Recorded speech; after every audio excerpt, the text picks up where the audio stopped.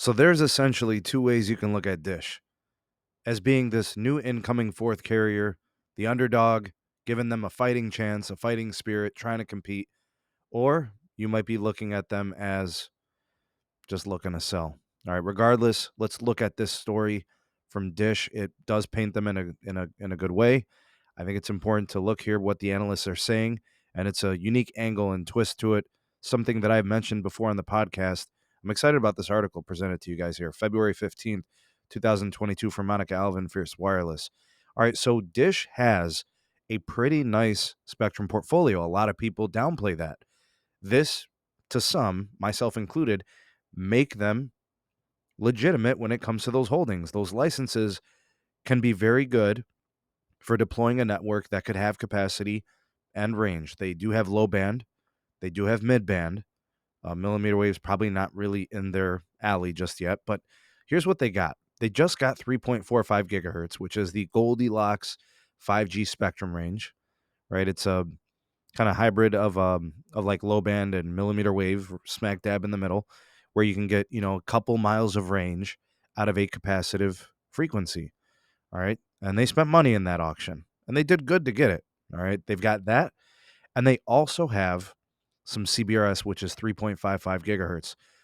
So what they did there is they essentially made their play to own licenses that would allow them to build a capacitive network, or in my estimation, also, in Charlie Ergen fashion, make themselves an attractive holdings company.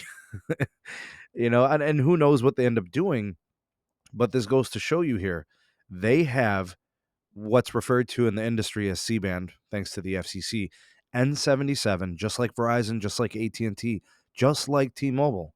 And they have low band, just like Verizon, just like AT&T, and just like T-Mobile. So the nice thing here is that if the CBRS goes higher power, it allows them to combine those frequencies. If they can get it to aggregate, you'll have, I think, somewhere in like the 20 megahertz range, 10 to 20 megahertz of CBRS.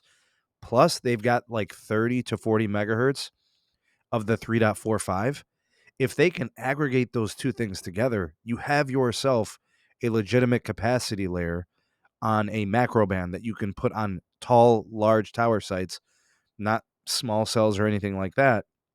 But that combination allows them to create capacity, which they can sell fixed wireless access, which they can support a mobile network with growing consumer base. It allows them to leverage their standalone 5G network, which could kind of put them at an advantage going greenfield, not having to worry about old LTE and customers on LTE devices. They do have, agreements with T-Mobile, and they have agreements with AT&T. The AT&T one more substantial and important to them, obviously.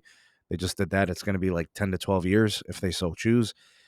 But this is an interesting spin to it. A lot of people wouldn't have thought of this.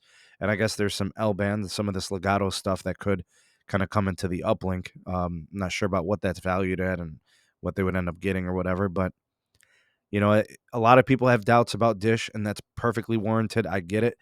But the potential for them to build, with a 30 to 40 megahertz and an additional 10 to 20 megahertz creates a capacitive, layer. They could, and they can monetize with home internet, and they can monetize with mobility.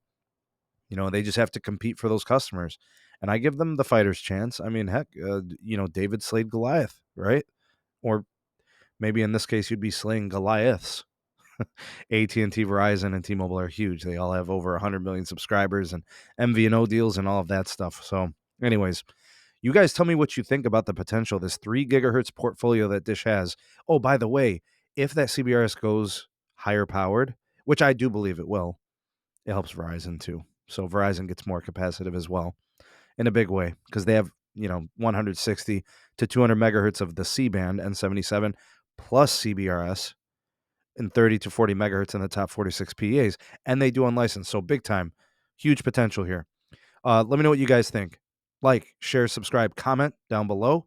Hit the notification bell to never miss an uplink. Links in the description for my Twitter and email. And then check out my Patreon page, link in the description. Get discounts on Los Mobile, early access to content, tons of perks there. Thanks for watching. We'll see you all in the next video. Peace.